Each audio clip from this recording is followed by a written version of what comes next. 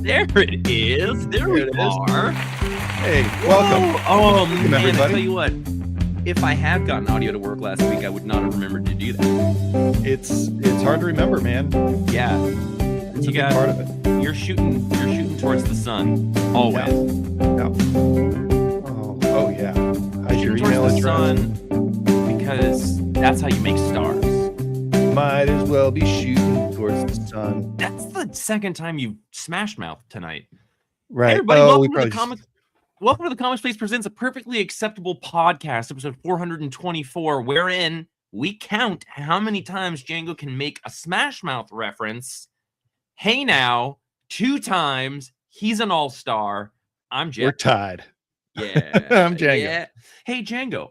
This is a comic book podcast, and we're going to get into that in a minute. But tell me about what's going on with you and Smash Mouth right now. Oh, buddy. Me and Smash Mouth are tight. Dude, I had the CD Astro Lounge, and I listened to it on my Discman for an entire family vacation. Have you ever watched videos of that band perform live in the last couple of years? I certainly haven't. I will tell you that I know Smash Mouth because of Shrek. We both know it because of Mystery Men. Oh, they're in Mystery Men? The music video for All Star is Mystery Men. I didn't know that. How did I not know that? Yeah, I don't know. But okay. It's important. It's also important to check in on Smash Mouth, everybody. Drop a goog on, Smash Mouth Meltdown. There are some really good drunken meltdowns of that guy on stage just trying to reclaim the glory from 25 years ago.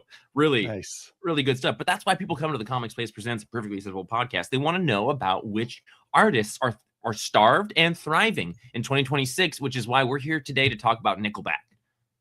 Nickelback. I hardly know her back. Oh, buddy. Is that the one? This is what you're going to get this week, guys. It's 424, and we're excited to be celebrating the reunion of Jeff and Django.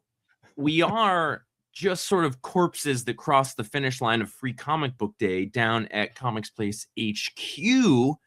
Django, Comics Place HQ celebrated Free Comic Book Day. Do you know if anybody else did yesterday? Yeah, I think somewhere in the neighborhood of all of the comic stores did. Oh, wow. Okay. Yeah. The whole world, except our friend Greg Thompson at Local Heroes, who got rained out yesterday and celebrated today instead. Oh, Greg Thompson, shout out. We love that guy. Yeah. That's a bummer. Wow. Yeah. Can you imagine scheduling something outside in Washington State in April or May? Like, that's maybe it'll work. Certainly no one would do that. Why would you do that? Good Lord. Guts. That's a reference to Berserk, which we're going to get into in a little while. But Django, it's nice to see you on a day that is not Free Comic Book Day. I'm so glad it's over, and it was super fun. But holy moly, it was long. Yeah. It was long, and we were there doing the dang thing. Yeah, I mean, I think that you left later than I did, but I was there just like a smooth little 9 hours. Yeah, I took a long break in the middle there, but I came back for quite a while. Gosh. And it, I think I don't know if you have things that you noticed were different this year versus last year. Like last year was a little bit weird. We had 2 stores. We were doing like a closing sale and a celebration of comics and bouncing people between the 2 shops. And I would call it every year Free Comic Book Day is a success, I think. But the thing that I'm stoked about this year is that we managed to have a line all the way to the end of the block until like 3 p.m., which I think is a new record for us. Yeah. And we're not going to expose that we just make sure fewer and fewer people are allowed to be in there. Yeah. That's not what it is. This store's really empty. What did I wait in line for? Yeah. It's pretty cool. This is like at least 10 years of us doing this together. It's like 12, 13. But it is, it's like the Disneyland of comic book shops, that day. Yep. It is kind of amazing. Even as we can do it each year, it still manages to feel like special and the community is engaged with it. I wonder how many other cities have like town-wide events on that day. Cause like we have Bellingham in our town, Pacific Northwest, cradle of civilization, or at least nerd culture, has like the procession of the species is a parade that seems to always happen on that day. There's always a farmer's market on that day. There was a giant barbecue yesterday. Like, do you know what else it is? No. It's the Kentucky Derby. Oh, like, why aren't we encouraging people to wear fun hats on Free Comic Book Day? It's also occasionally Cinco de Mayo. That's true. That's true. That's like that year that my dad's birthday was on Easter, and I was baffled by it. Yeah. That's no. We gotta.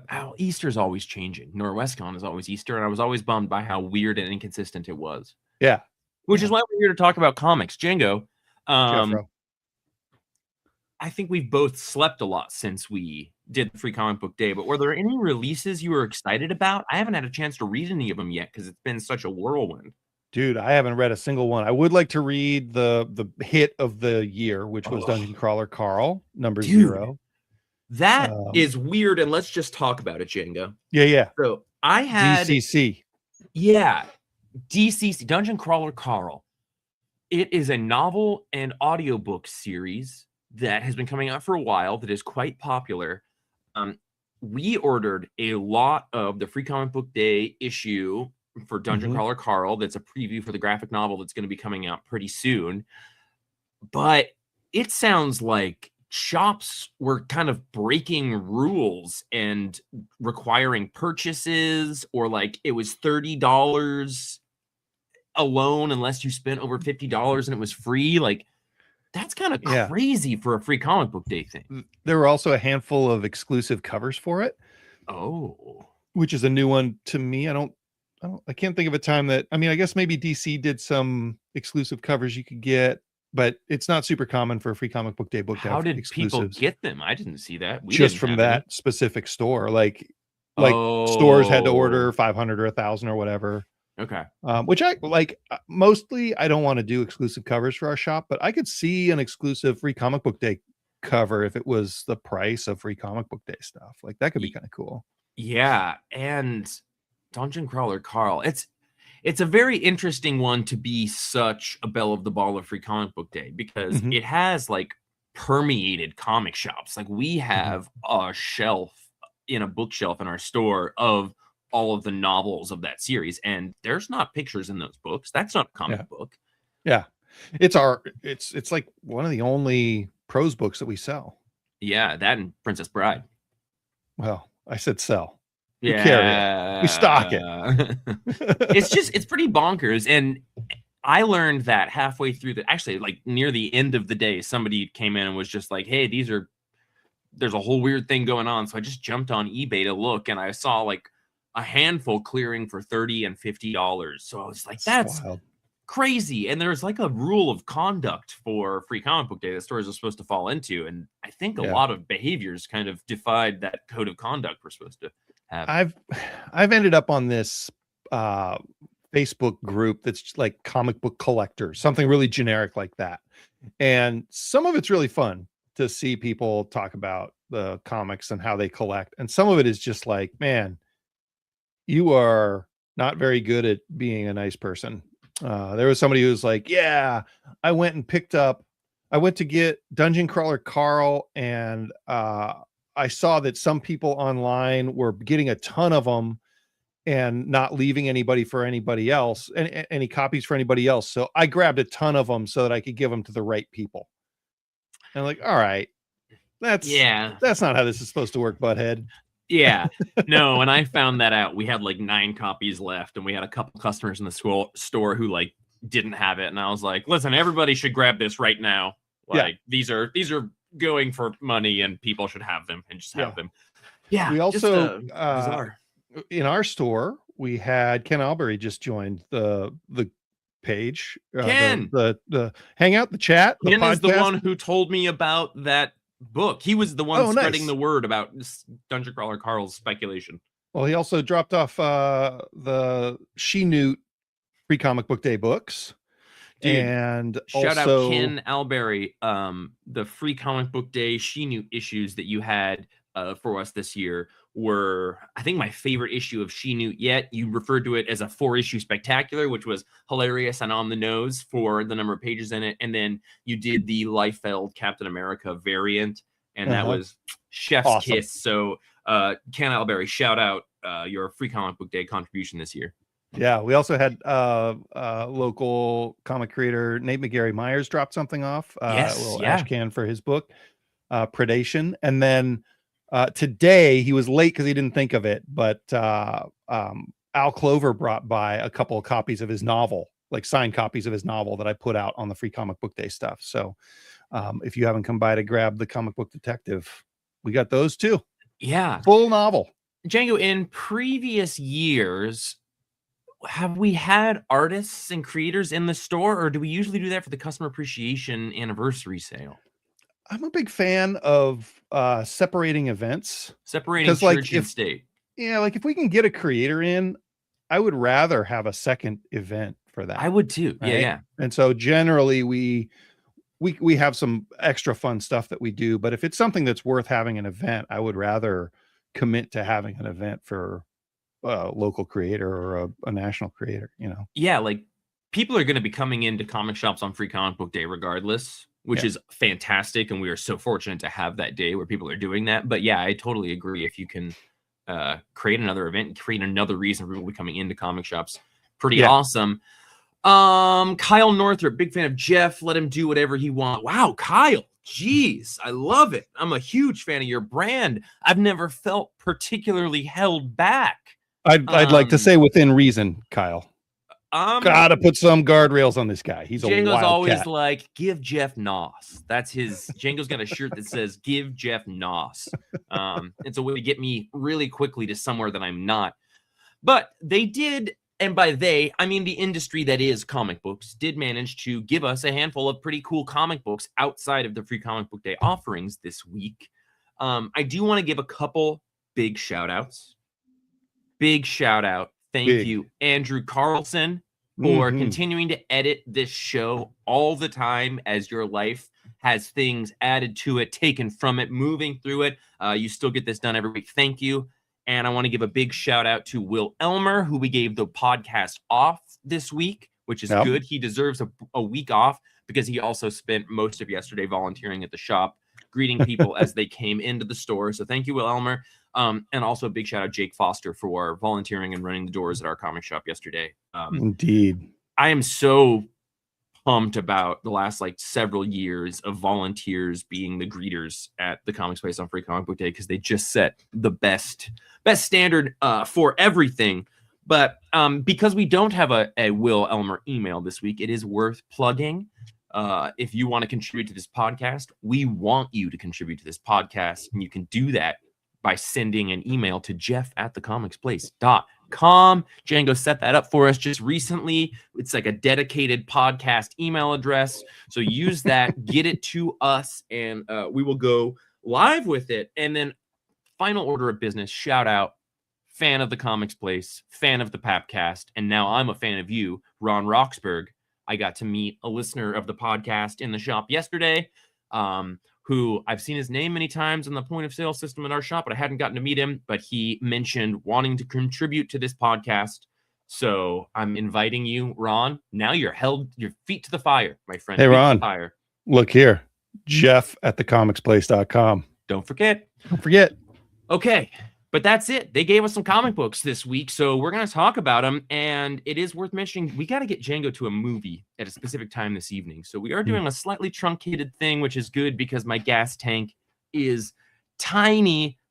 Django, I think that there were some big-ish things that we could talk about in terms of releases this week. However, a single issue came out with a cover by an artist that I absolutely adore. And my order numbers and the fact that I was going to read it was predicated exclusively on the Frank Quitely cover that it had. But upon opening it, I learned that the interior art was Jesse Lonergan, an artist that we adore. So, bad idea. First book of the week on our podcast, Warbird. Number one. Oh, Brian Fudge, I love you. I want a Brian Fudge hug real bad right now. Oh, Brian, this is I know I know you're joking about keeping it to a tight 30. That's not what's going to happen, buddy. No, it's going to tight 60. That is tight 60. Tight 60. That's how we do give it or on take. that's how we do it on the Perfectly Acceptable podcast. We need to get Brian around here a little bit more often so that he can contribute to a tight 60 rather than a tight 30. I'm gonna tag a different Brian every time we start the podcast. Just They're see a if we can good- get all the Brians eventually. They're a good brood. Yeah, they're a good. Yeah. They're a good group. There's only one Brian I don't like, and I'm not even gonna say his last name. I know exactly who it is, and every Brian. And it's not Hibbs. It's not Hibbs. No, I know it's not Hibbs. I like that. We love one. Hibbs. Yeah, I know. We love that guy. Warbird #1. This is a bad idea issue by Derek Kolstad and Robert Venditti. A pair of writers that there's a good chance you're going to see at least one of those names on a book that's written by Bad Idea at any given time. But this is an issue #0 for a series. It's worth noticing that it is in very newspaper reprint. 100% the newsprinttiest newsprint. Start to finish. I really like newsprint. Django, you had a really actually well described rundown of newsprint recently in a conversation that we were having. Like, yeah, you just mentioned like you like the bleed in certain ways. It has a thing, but there's certain things you don't want it in, but it was a more knowledgeable newsprint. My Luddite sort of basic feeling is that you just put a Frank Quietly cover on a newsprint piece of paper. That feels sacrilegious to me. It's crazy. And in the back of this, there's a megalith preview with that amazing Louis LaRosa art. And that also feels like a wild decision to me. But the Jesse Lonergan stuff is pretty great on newsprint. It fits newsprint really well. Yeah. Yeah. And I think the first time that we, or at least I, saw Jesse Lonergan's art was in the one-shot image book Hedra that had come out. And that was even, I can't remember what print it was, but it was a sort of obscure, more binding of a book. It had really weird dimensions. Yeah. Jesse Lonergan has done most recently Man's Best. He did Hedra. He's been cropping up a couple other places as well, but he's an artist who I just love his art. His paneling is super unique, almost at times like troublingly so, but never actually troubling. It's just always interesting in the way that J.H. Williams III can be interesting in terms of panel flow and whatnot. Yeah. There's a lots couple of tiny things panels sometimes that are really good. He also does like this whole issue is just an action movie scene of a dude stealing a motorcycle from a yacht. Repossessing. He's not stealing it. He's repossessing a motorcycle from a yacht. And I knew where I was on the yacht the whole time. I knew the direction that the action was going and was going to go. Like, it was super tight editing from like a cinematic perspective. Everything about it was spot on. Yeah, and one of my favorite artistic flourishes that he does consistently that's very present in this issue, if you can think about Tom King and Mitch Garrett's Mr. Miracle, when Darkseid dips his carrot into the food tray and it's got like just this perfect motion line for the carrot stick. It's a quapo is what they call it. It's a quapo. Just a crisp of a quapo there. Lonergan does a version of that where like he just has motion lines through panels, breaking through panels, but being like consistent. He also will occasionally do his text bubbles in the same way, where instead of being like a point that it goes back to, it'll be a kind of interesting little line, a little bit like how Lee Louridge does the Deadly Class text bubbles. But I just love, that's the page that I'm looking at here. Like, that gun has its own word balloon to the sound effect that shows you who it came from 4 panels earlier. And that's you can amazing. Follow it. Yeah. That's really cool. And he does he does really interesting stuff. He doesn't do a ton of stuff right now, but I'm a big fan of his. So Jesse Lonergan, big shout out. Django, this was also kind of an interesting book in the way that it came out. It's an issue 0. And throughout the text of it, they're kind of consistently referring to there's this job that they need to get done, but they have time to do this before it. Yeah. And that feels like they're foreshadowing the events of issue #1, but with the ordained as well. Bad Idea is doing some experimenting with issue zeros and Yeah. limited series and stuff. It's a little interesting. Interquels. They've unlocked something really cool. I think because we got these in bundles, right? Mhm. I think they were also available in singles. Maybe there's like distribution confusion there, but I think that this was intended to be Bad Ideas free comic book day book, right? Because this Oh. really does a good job of setting things up ahead of time. It's only half this comic, and then it's half a preview for another book. Like it feels a lot like a free comic book day thing to me. That's really smart. I didn't think about that. And like Bad Idea also had a different issue that came out this week that had a very different like paper stock and actually had a card stock cover ish. And while they have been doing cool stuff with newspaper print, or I think it's cool. Yeah, that's actually very smart, Django. That's like seeing down to the bones of some publishing moves here. Well, because we also had The Future Is that came out not as, was it technically a free comic book day book? Did they put the logo on that one? I'm pretty sure they did, although Okay. that's actually a worth sharing with our listeners and viewers, the weirdness of free comic book day this year. Yeah. Yeah, you're totally right. This is really well done, number 0. You don't need this probably to enjoy the next part, but it's self-contained, it's intriguing, and it sets you up for the rest of the thing. My main question now is, do we know if Lonergan's doing the interior art for the main series? Like the main issues of it? That's a really good question. I don't know. I don't either. But I'm gonna find out while you talk. Between this, Warbird 0, Oddball's Odyssey, which we're going to talk about as well this week, Bad Idea has been doing some pretty interesting things, as well as like Ordained. And I can't help but be quite intrigued and excited for this Megalith book that they have been teasing and showing art for like an almost embarrassing length of time. But it does seem like a pretty cool thing, and I'm excited to read that when it comes out. I think Michael Cho does the cover of the next issue, and it looks like Alex Maleev is doing the interiors. Okay. So I'll allow that as well.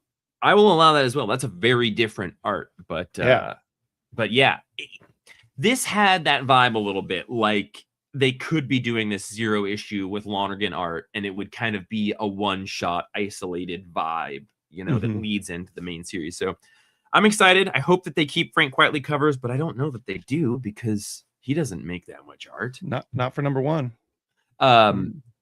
Small little Bad Idea thoughts. So they're teasing Megalith in here.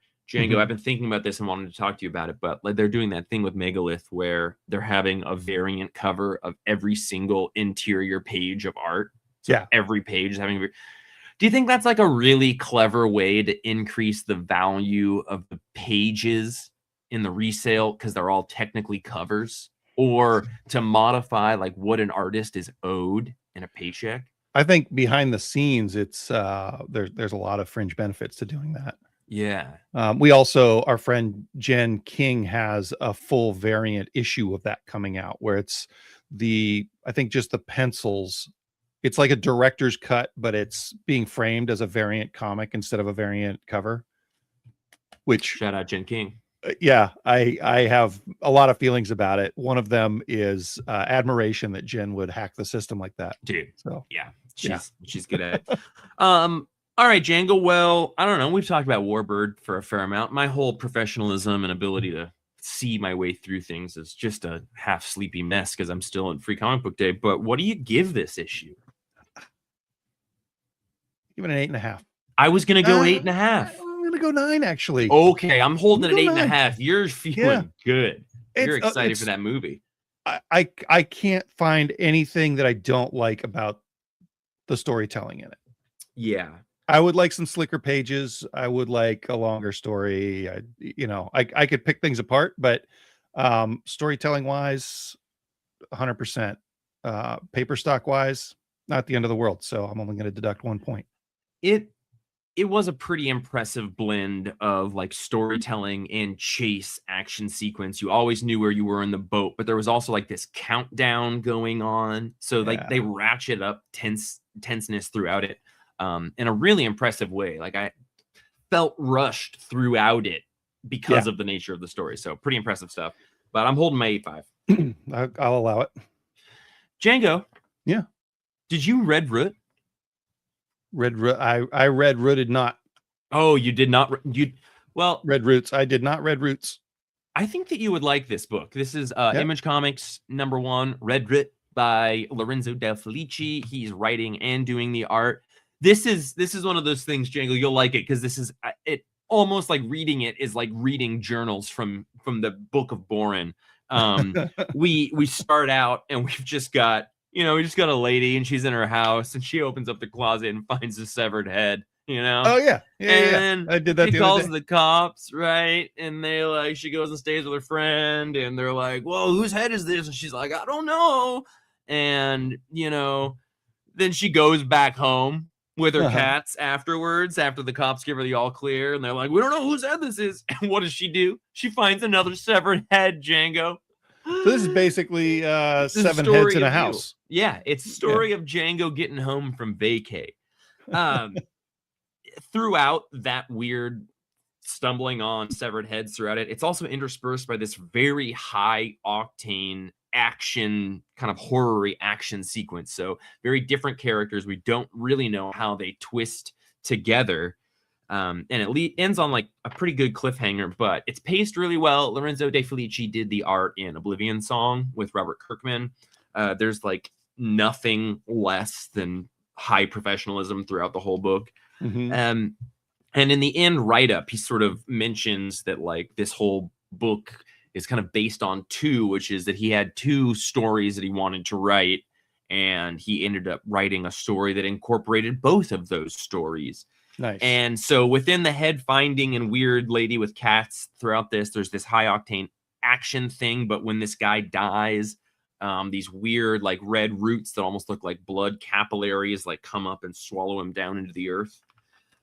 So it gets like weirdly supernatural horror in a way that tickles me right now, because at multiple times throughout it felt like a From Software video game. But it's high energy, high octane with a little bit of funny stuff. I do think you'd dig it. Did you read Chroma? No. Which was another Lorenzo De Felici book. Yeah, Kroma. Yeah. Yeah, and that one showed like a deep knowledge of the craft and the power of comics, like using color in interesting ways. Chroma. All of his art has a kind of like a smooth slickness to it that feels very good. Like it feels very professional. Like if you read Oblivion Song, like he kind of came onto the scene fully developed. So it's interesting getting this one. Did he write Chroma as well? I think so. Yeah. Okay. Yeah. I'm glad that he's getting to do his own writing and art in here, but it's a double-sized issue. It moves really quick. It's paced well. The actors within it are very likable. I mean, we got a cat lady and 2 cats. But just finding heads everywhere. I just was like, I work with a guy who finds heads everywhere in his house. I am the head man. You are the walrus. Yep. And I am, and I give it an 8.0, Django. Nice. Pretty good score. Tell me what you found out in the streets. Man, what I found out in the streets was that let me find it. I talked about this last time we did a podcast. You know what? I'm going to save that for later. Okay, please do. I'm going to talk about Swamp Thing 89 #1. Dude. Which, holy moly. Can't believe we sold out, but I guess I kind of do. But like, bummer. Yeah. We ordered more than I thought would take to sell out. So this is supposed to be issue 88. It was supposed to come out in 1989. And probably for more than just one reason, but definitely because of the themes of, they kind of like, it's got the first appearance of Christ in Swamp Thing anyway. I don't know if this is his first time in DC Comics, but we get like a retcon Bible almost. That's and a more good comic series name. Yeah. Well, it's Retcon like Bible. we have the three wise men sacrificing their sight to bring Baal and have him make sure that Jesus gets killed. Like, and we've got some, yeah, just like a lot of things that are sort of interwoven into the Bible and giving either more context or rewriting things in order to sort of reframe the story of Christ being crucified. And it's really interesting. I don't have any context at all for why Swamp Thing is floating through the ether realms looking at the past. That's a question I had. So I did some recon on Wednesday morning before open as I was putting these books out as to like why this was canceled. But one thing I was curious about is just how easily people can dip into this now, because it's coming out 35 years after the fact. Were you able to like get in and feel comfortable in this story, or did it feel like there was a large knowledge gap? No, I didn't. I didn't have any problem jumping in and reading it. I mean, this is from 1989. They still hadn't really started writing for trade paperbacks or anything, so Totally. everything was still sort of written to be somebody's first comic. The art is a little bit old school, but it's not off-putting. Like, you know, when you try to read The Invisibles for the first time and you read those first 3 or 4 issues and you're like, this is almost impossible for my eyes. Yeah. This is Michael Zulli and Vince Locke, and you know, it just kind of transports you back to that era. It looks a little bit like you know, like some of the historical Sandman issues or Hellblazer after that art got a little bit upgraded. Like it doesn't feel dated. It doesn't feel like you're lost. Swamp Thing is like floating through the ether, goes on this side quest and observes and kind of interferes with Jesus's story a little bit, and then goes back into the ether to continue his adventure for the next 3 issues. So yeah, really interesting stuff. Cool from like a historical perspective. I think so. Cool from also a biblical perspective, you know? Looking into it, so Rick Veitch had gotten the clearance from DC to have like pitched the story. It was cleared to be created and put out. And after they finished it, when they brought it to DC, like they just totally had a change of heart and we're just like, nope. They say it was this cover that was the thing. So it's like Swamp Thing crucified and then the thieves in the background. People get uppity about religion, so yeah. Also in the back matter, they talk about how like it was the height of sort of you know, the satanic religious panic. Just like the religious right sort of taking over politically. So this was right around when Reagan said that, I think he declared, was it the first Thursday in May is National Day of Prayer Day? Wow. National Prayer Day, something like that. So like, so that's where that started, because I wonder why we always pray at the shop on Thursdays. First Thursday in May, baby. Yeah. It's a free comic book day follow-up. Sometimes a prequel. That's I would a give pretty this great cover as well, given the biblical overtones, now that I know about it. Yeah, this cover's good. The foil cover is also good. It's I don't know if this will show super well. You can see all the reflection, but it's like Swamp Thing, a close-up of Swamp Thing crucified. That's rad. Yeah, good stuff and really interestingly done. Kind of makes me want to go back and just start with the Rick Veitch Swamp Thing. Like, I know they had some other writers before that, but I'm not really interested in that stuff.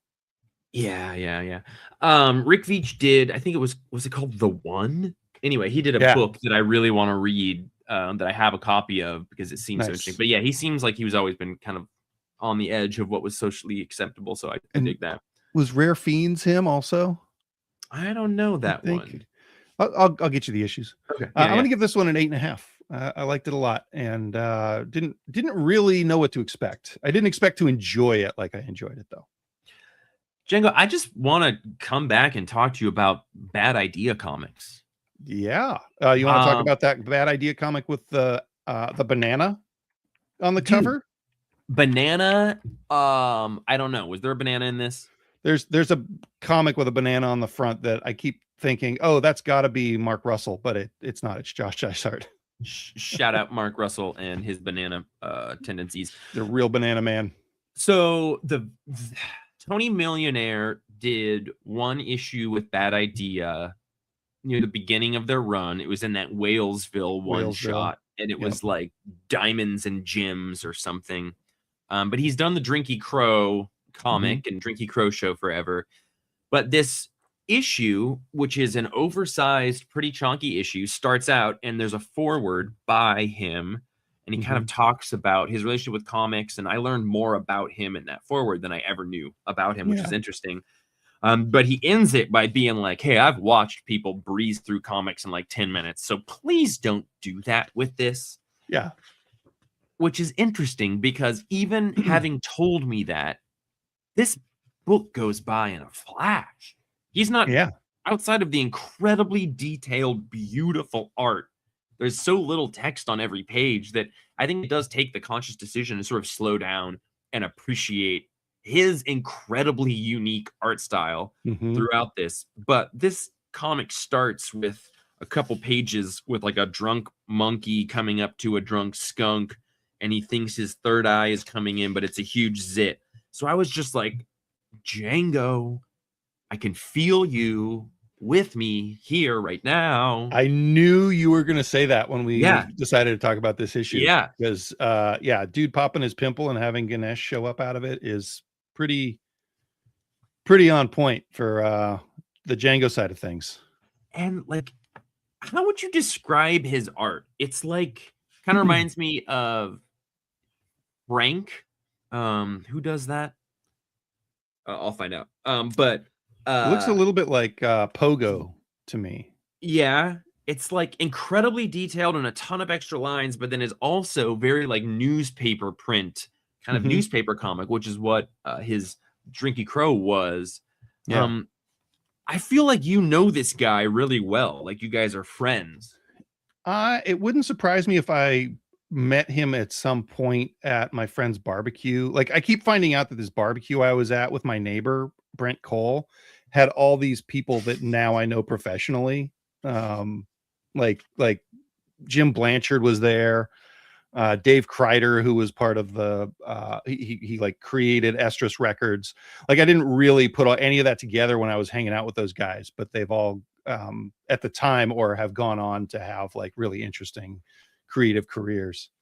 So I may have crossed paths with this guy. He reminds me so much of Jim Woodring, who is a kind of Portlandy artist. Yeah, similar, a little less trippy, right? Yeah. This was great. This was like it was almost like a fever dream of monkey that stopped drinking, because I think that's actually what it is. I think this is like the monkey going through the DTs. Yeah. Have you read like Drinky Crow or any of his other stuff? I have here and there. Like I would always read it when I picked up a copy of The Stranger or whatever. Always a pleasure to read that stuff. I think he's a really good storyteller. I did try to slow down, but there's not a ton going on. So I wasn't able to super slow down. I really like the scene at the end when the skunk is surrounded by all these other animals saying he stinks, and the monkey just runs around in a circle and puts clothespins on everybody's nose, and they're like, oh, hey, he don't stink no more. You're pretty cool, man. I like you, skunk. That was pretty cute. It's like weirdly surface level enough that the whole time I'm also thinking if they're like giant, huge metaphors, you know, because like it is this weird blend of like San Francisco underground comic vibe. Totally.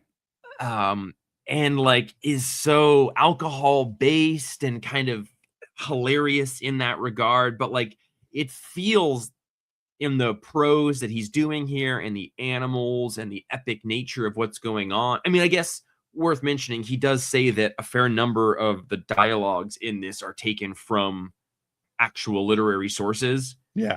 Which is bizarre. But yeah, it's like this weird incredibly talented self-destructive man or something. Yeah. Like, Yeah.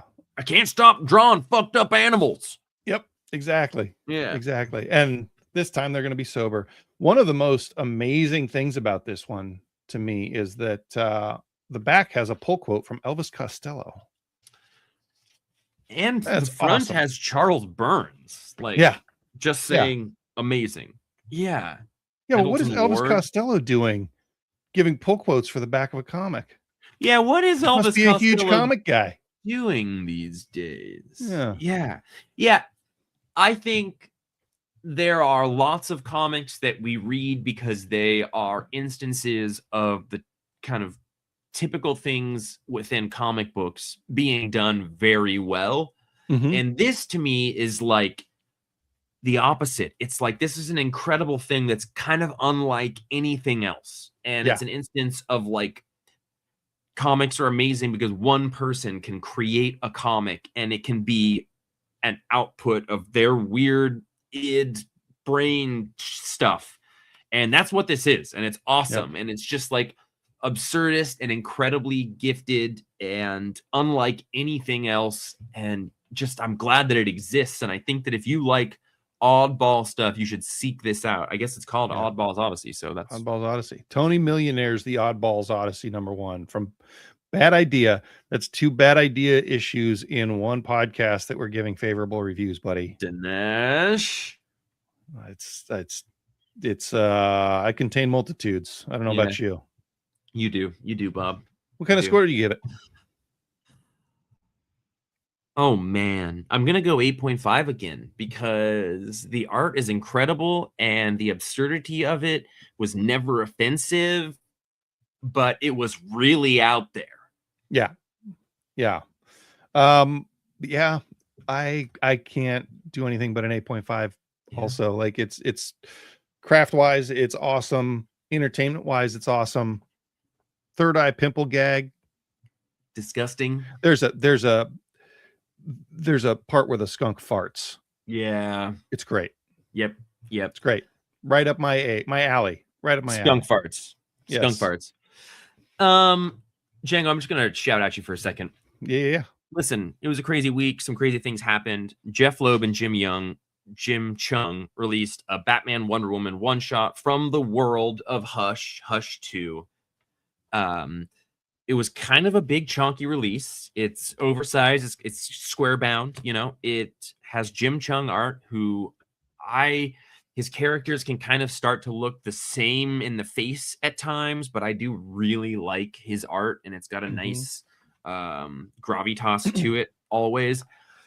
I didn't know what to expect going into this. It says from the pages of like the world of Hush 2 has been disappointing to a lot of people. It's not quite the heights that I had hoped that it would be. So that needed to be delayed because Jim Lee takes a long time to do art. So it's a weird, like, okay, we're going to do this one shot from the world of Hush. I don't even know if people want that right now. And to me, it felt like a one shot by Jeff Loeb, who has written some of my favorite Batman comics, that didn't feel rooted or mired in any moment or specific story. It's just an early Batman and Wonder Woman story. Okay. And so it's just kind of a one-shot night out. There's no Hush in it. There's some Joker in it.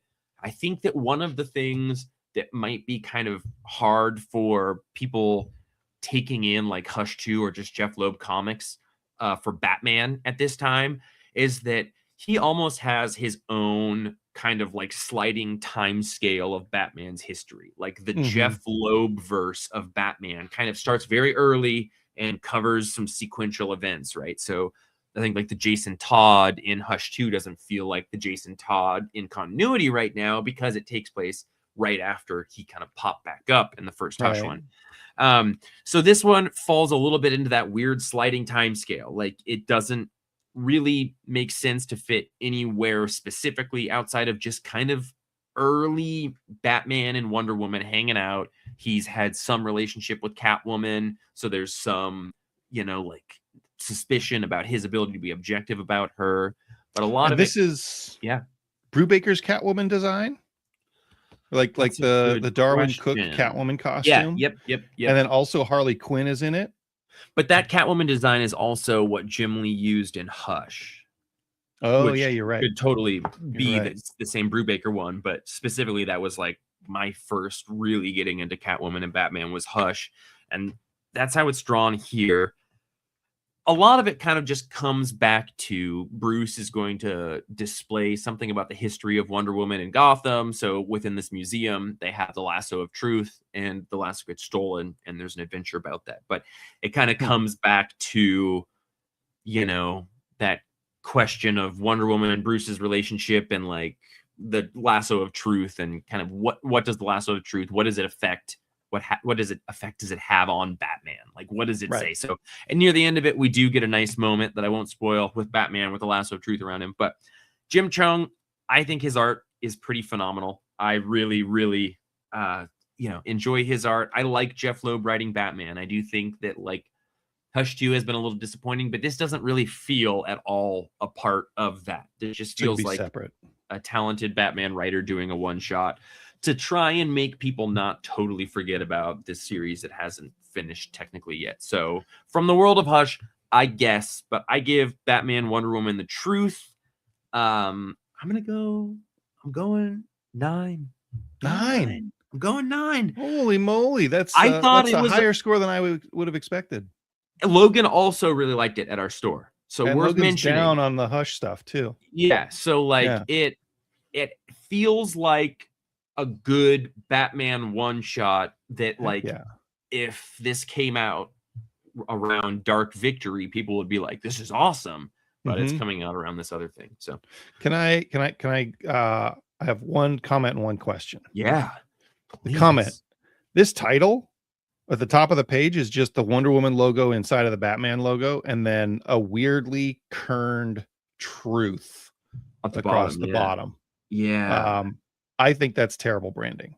That's my comment. The Matt Wagner World's Finest with the like lines and the logo, but at the bottom, and it just like I'm not one of those it's guys not a that's great like cover. all titles need to be at the top of the page. No. That I think your shelves need to accommodate that, but this doesn't jump out as it doesn't tell you that it's called to me really.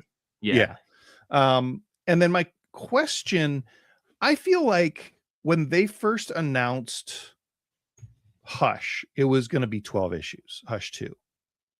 Or as Paul Baranek says, 2 Hush 2 Furious. 2 Hush 2 Furious. Shout out, Paul. Am I misremembering that? Because I thought it was going to be 6 issues in the Batman series and then a break and then another 6 issues, either in the Batman series or as a wrap-up. I assumed that it was going to be longer than I'm starting to feel like it's going to be. One more issue. That's crazy. And it partly because Jim Lee has been diagnosed as diabetic or pre-diabetic and can't work as fast as he was working. But I swear it was going to be 12 issues. Yeah. I mean, the first one was 8 or 10 or 12. Yeah. I love to celebrate comics, and I don't love piling on when they're messing up. But I will say the Hush 2 execution in terms of expectation versus reality, length, delays, all of it is a thing that we just need to get it out and collected so we can stop talking about the massive failure that is editing and putting that out. Exactly that. Did you say the Hush Tush? The Hush Tua. Hush Tua. Thanks, Paul. Quick shout out Wonder Woman or Wonder Man #2. This one's for Roman, just Wonder Man. Roman Statler. He loved #1. I read #2. It's kind of fun. I mostly just wanted to hear Roman's thoughts about it. It's Jerry Duggan doing Wonder Man. It feels weirdly like West Wing Hollywood, which I guess is just what Wonder Man's stuff is, right? Because he's a Hollywood. Yeah. Anyway, we're just moving quick, so I'm throwing out 7.5 for Wonder Man. 7.5. I read the last issue of The Sacrificers. Dude. I did it, buddy. You finished a Rick Remender series as it was coming out. I don't always do it, but I managed to finish this book. it's a nice little full circle. I don't think that his goal here was to be not cynical, because this is holy shit bummer town. This guy can be a bummer. I'm glad Totally. I'm not in his head. I'm sure he's kind of bummed a lot of the time if this is what comes out of him. But I think it's good. I think if you wanted to give somebody a grown-up comic to read who hadn't read comics before, I think that a hardcover of this would not be out of line. 21 issues is pretty succinct for a book that seems like it covered as much time as it did. Well, that's the thing about this is I assumed it was going to be 5 issues when it first started. And so I never knew if somebody appearing to die or be in a bad situation was going to be for real or for part, or, like I really liked never really knowing until last issue. I didn't know that it was going to end when it did. Yeah. And I was always surprised when another arc showed up, and just it spans so much more time than I expected it to. It's like childhood through oldhood of this character. I can't And really remember good stuff. like if you had finished Deadly Class, but the second half of that started doing these big time jumps as well. Like he does get strangely Martin Scorsese-esque in some of his series. And just Yeah, cover I these think I huge didn't get epics. quite that far in Deadly Class. I think I got 4 or 5 volumes in. Yeah. And I just Didn't never finish it. expect it when it does happen, those big time jumps. But Yeah. Yeah. this one, like the Max Fiumara art, like I do want to finish this. Yeah. 8.5 for me. I don't know. This series could probably run the gamut of 6.5 to 10.0 from different angles for me, but I'm going to give this issue an 8.5. And I think if you want to give your brother-in-law who thinks comics are dumb something to read and have feelings about, this might do it. Yeah. I feel like it's going to be in a single hardcover and it'll be like right next to Murder Falcon as like just a kind of tight hardcover that is great to give to people who think that they don't like comics. Exactly. Yeah. Yeah. Good stuff. Yeah. Gosh, Jeff, we only have one more thing to talk about, I think. Yeah, if we do or don't, I might just steal the mic and do this regardless, but I've got to talk to you guys about Berserk, everybody. Wait, Django. This came out this week? No, in fact, check this out. This book, the first chapter, came out 2 months before I was born. So much Really? like The Simpsons, it's been coming out my entire life. So that's my like Indiana response Jones movies to kind of like how edgelordy it is like it's from the late 80s. This is like a super dark epic fantasy that has not yet finished, and the mangaka has been doing it my entire life, and he died a year or two ago, and his best buddy and one of the main assistants is going to be finishing it after like having told him everything that they want for the rest of it to come out. But I've been playing Dark Souls 1, 2, and 3 after playing a bunch of FromSoft games, and they are incredibly unique. But the one thing that everyone points back to as like the primary influence on all of those games is this manga series, Berserk, by Kintaro Miura.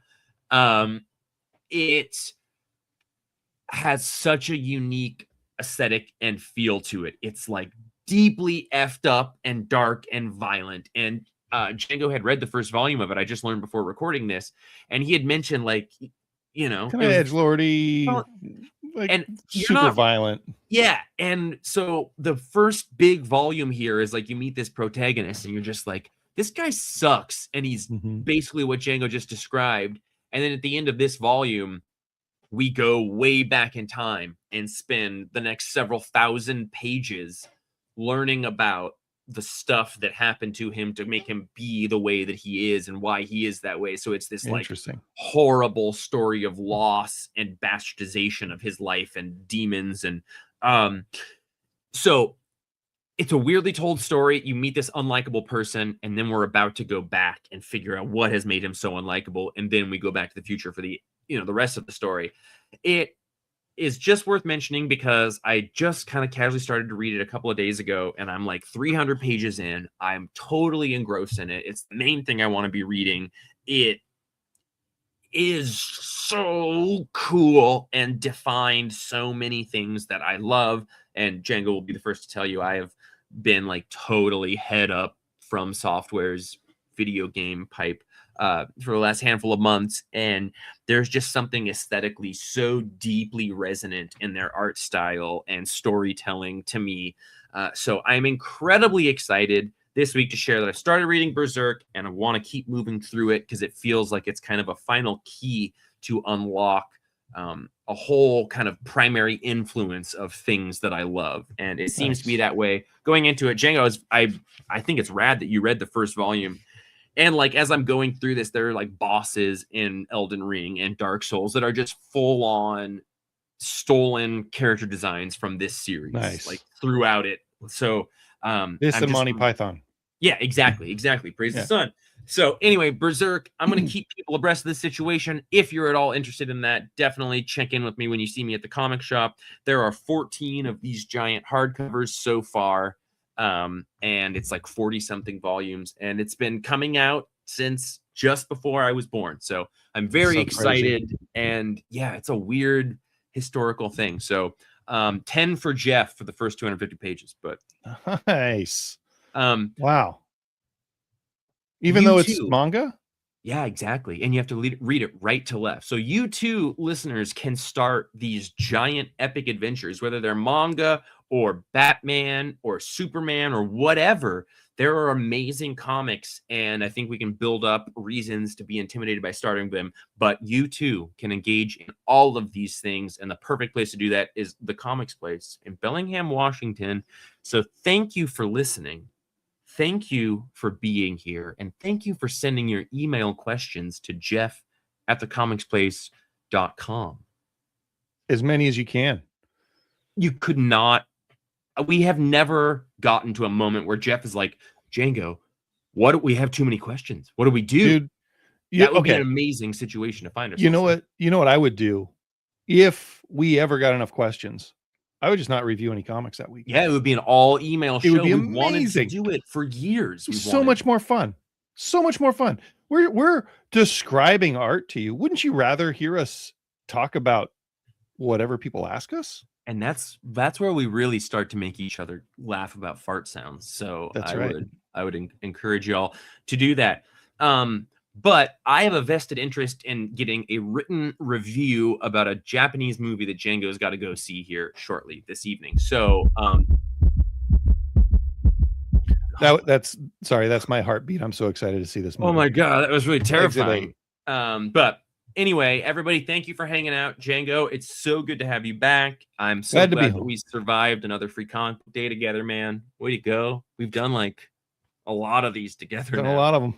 Yeah. Done a lot of them. They get harder and easier all at the same time. At the same time. But thank you for everyone listening or watching that showed up at our shop, or thank you for going to whatever shop you got to. Volume. There it is. I was Jeff. I was Django. Love y'all. Bye. Jeff@thecomicsplace.com. Jeff, email. Email Jeff. Comicspace.com.